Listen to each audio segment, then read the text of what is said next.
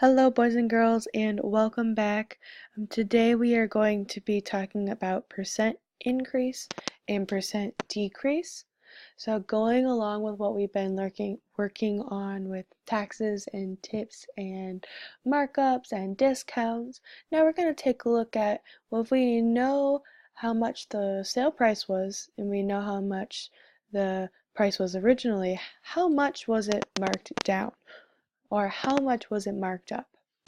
Okay, so our objective for today is I will be able to determine the percent decrease and the percent increase of problems, and more specifically, word problems. All right, so our equations that we're going to be working with are the same for both increase and decrease, and they're really the same that we've been working with. It's just written in a slightly different way. All right, so for percent decrease, we have the original price minus the sale price divided by or over the original price times 100. All right, so what's that's going to do for us is it's going to give us a part over a whole, and then you're multiplying it by 100 to get to the percent. All right, so let's take a look at an example. Sometimes just looking at the equation doesn't make a lot of sense without some context. All right, so let's look at this. A TV set originally is priced at $600, which was on sale for $360. The sale price is what percent of the original price? What is the percent of the discount? Okay, so let's take a look at this. Okay, so the first thing that we want to know is with our equation, we just wrote it down. We have the original price minus the sale price divided by the original price times 100. So first thing, original price is $600. So we have the original price minus, and then we have on sale for $360. So since it's on sale, it's minus $360. So the original price minus the sale price divided by or over the original price again. So that we already said that's $600 times 100 is what we'll do at the end. All right, so the first things first, we're going to do 600 minus 360. So when we do 600 minus 360, we get 240, and it's still over 600, and it's still times 100.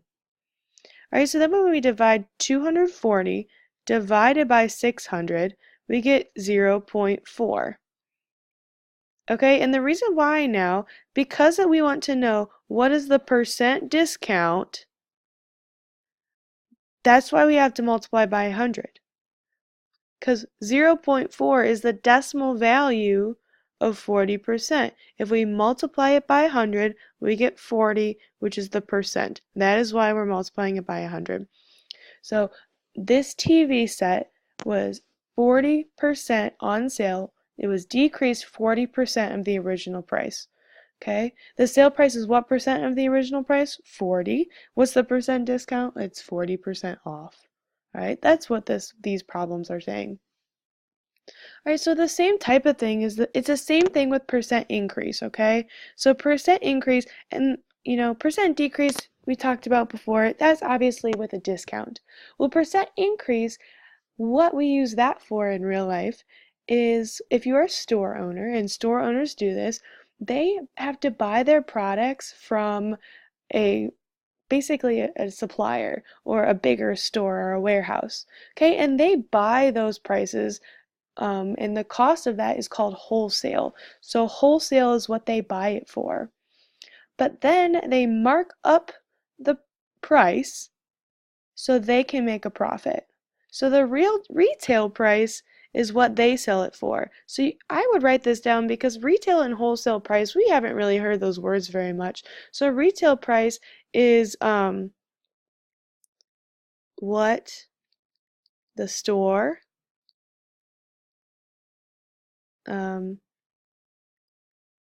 sells, what the store sells, or the price. How about we say price the store sells the item? There we go.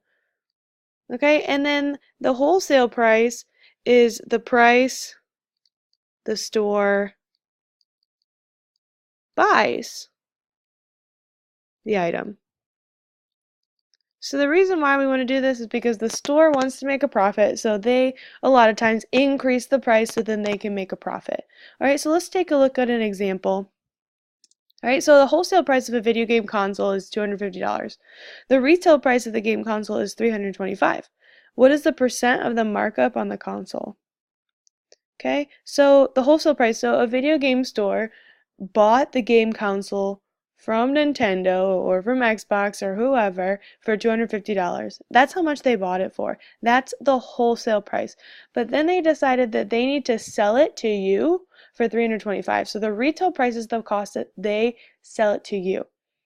Okay, what's the percent markup? So basically, in order to get a profit, they need to increase their prices. What percent did they mark that up? All right, so this equation is retail price minus wholesale price. All right, so let's take a look. Our retail price of the game is $325 minus the wholesale price, which is $250, divided by, and we divided by the wholesale, $250, there we go, okay, or the original, and then we multiply by 100. Okay, so 350 minus 250 is 325 minus 225 is $75 divided by 250 times 100. Okay, when we do 75 divided by 250, we get 0.3, and since we want a percent, we can't keep it like that. That's why we multiply it by 100, so we get 30%. Okay, remember that trick? You don't have to type in 0.3 into your calculator. You want to type it, or you can just move it over 2 places to the right, and that's how we get 30%. So the store marks up their product 30% in order to make a profit. Okay? So another way that you can think about these problems is the change is the numerator, the change divided by the original. Okay? So 30% is how much they marked up in this problem. Okay, we're going to be doing more practice with this in class, but I hope that you have a good understanding over the process so far. If not, I really suggest that you watch the video again and really think about what you're writing down and think about the process. So please, at this point in time, write 2 questions, 2 thoughtful questions about this video. Don't say I don't know. Don't say I don't have any.